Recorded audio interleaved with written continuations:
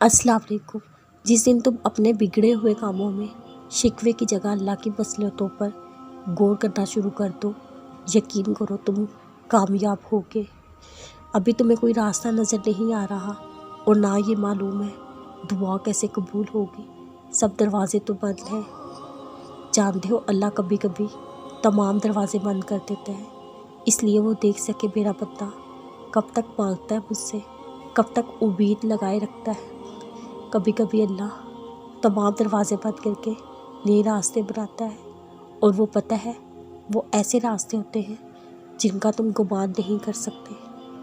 یقین کرو جب تم وہ راستے بنتے دیکھو گے نا، اپنے سامنے نئے دروازے کھلتے دیکھو گے، تمہیں یقین نہیں آئے گا یہ کیسے ہو سکتا ہے۔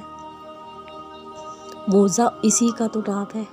جب تمہیں ہر ناممکن چیز ممکن ہوتی نظر آئے گی تو اپنی آنکھوں کے سامنے ہونے والی چیزوں پر یقین نہیں کر سکو گے۔